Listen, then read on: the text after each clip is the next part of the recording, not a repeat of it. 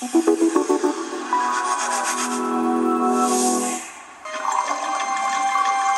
millions de Français boivent régulièrement l'eau de leur robinet. Plongés à nos troubles dans ce produit alimentaire et ses poisons cachés.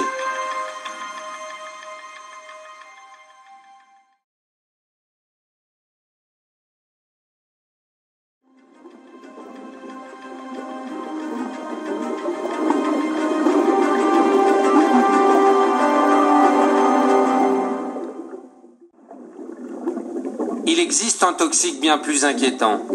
C'est le radon, un gaz hautement radioactif. Nous avons découvert sa présence dans l'eau potable grâce à des scientifiques spécialistes de la radioactivité. Nous les avons suivis en février 2010, en pleine enquête, dans le Limousin.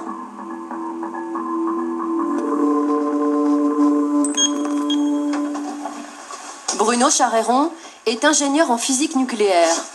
Il dirige le laboratoire indépendant de la CRIRAD, un organisme agréé par l'État et spécialisé sur la radioactivité. Aujourd'hui, sous une pluie battante, il se rend au captage de Saint-Sylvestre. Le responsable local de la SOR qui distribue l'eau et son attaché de presse l'accompagnent. L'ingénieur de la CRIRAD va rechercher la présence du radon, un gaz radioactif dégagé par les sols granitiques et présent dans l'eau. C'est moi qui vous ouvrirai la porte, par contre, si c'est possible. Donc là, vous n'entrez pas dedans tant qu'on n'a pas fait la vérification. La première mesure du radon dans l'air du captage va lui prendre 10 minutes. En attendant, Bruno Charéron explique les risques de ce gaz aux responsables de la source. Ça crée des lésions dans l'ADN qui sont réparées dans la majorité des cas par notre système immunitaire, mais à force d'en recevoir, le taux de réparation fautif augmente, et donc à terme, ces cellules peuvent être mutées, peuvent être folles, peuvent être donc aboutir à des cancers ça peut être 10 ans, 20 ans, 30 ans après. Donc c'est pas parce que c'est naturel que c'est bon. Premier résultat, première surprise.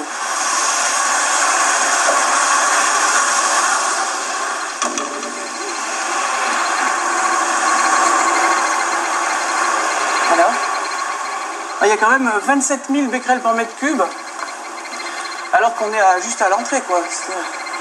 Dans les écoles, par exemple, la norme à ne pas dépasser est de 1000 becquerels. C'est beaucoup ? Ah bah 27 000 becquerels par mètre cube, c'est pas tous les jours qu'on mesure ça quand même. Hein. Oui, c'est vraiment beaucoup.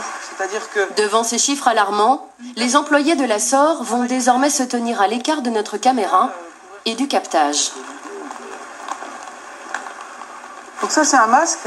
Là, c'est obligatoire, là. Bah oui, parce que vraiment, la concentration en radon est vraiment très importante. 27 000 becquerels par mètre cube, c'est vraiment très élevé. Tout comme notre caméraman, Bruno Charéron s'équipe dorénavant d'un masque à charbon actif pour réaliser une seconde mesure, plus précise encore, de la radioactivité. Est-ce que vous sentez que c'est un peu plus dur de respirer? Ouais. Oui? Oui. C'est bon? Ouais. Seconde mesure, énorme surprise.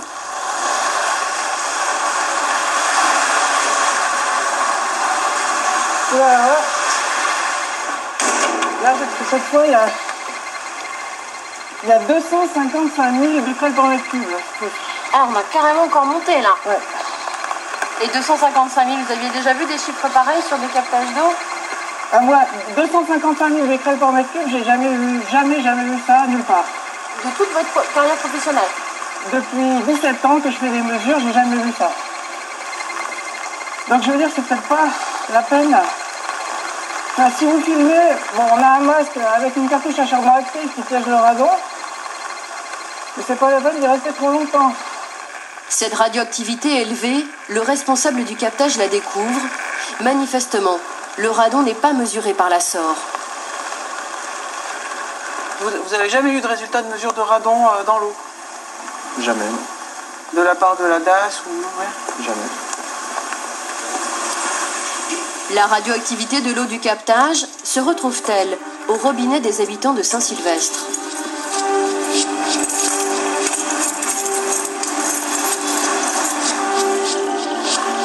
Avec Christian Courbon, un autre technicien du laboratoire de la CRIRAD, Nous nous rendons chez une habitante du village, Viviane Sinclair. Bonjour.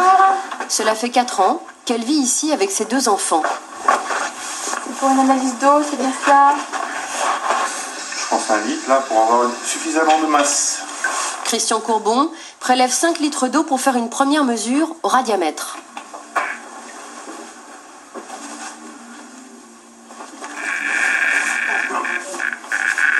Ça veut dire qu'il y a du radon dans l'eau, quoi. Parce que bon, il y a beaucoup de descendants du radon qui sont présents dans cette eau pour pouvoir le mesurer avec un radiamètre sur aussi peu de matière.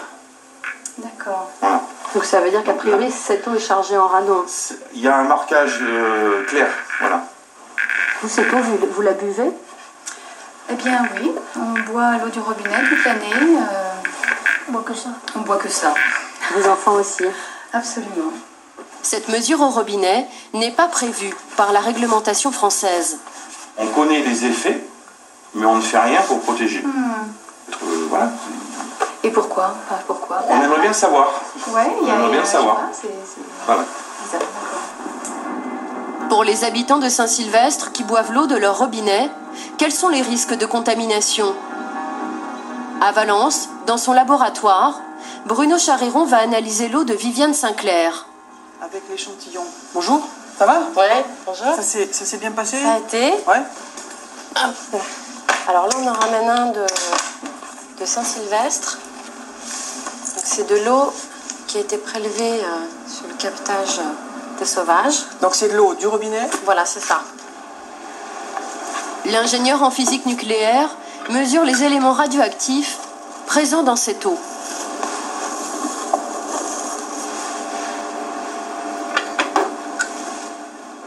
Et voici ce qu'il trouve en radon. On a une activité en radon de 312 becquerels par litre. Donc ça fait une dose sur l'année, si on prend les coefficients des Nations Unies, pour 2 litres par jour pour un adulte, ça fait plus de 2 millisieverts par an.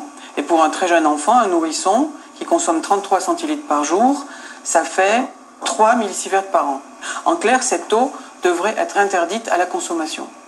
3 millisieverts, c'est 30 fois plus que la limite de radioactivité pour l'eau potable.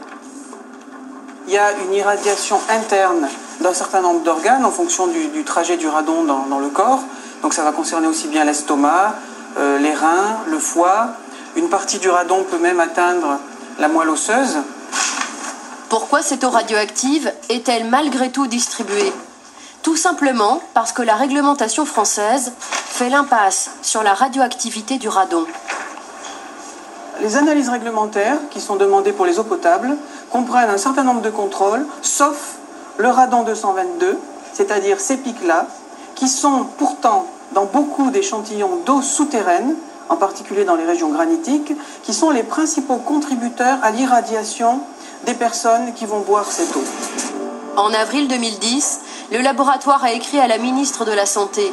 Il a demandé que la France mette en place une norme sur le radon dans l'eau, comme le recommande la Commission européenne depuis 2001.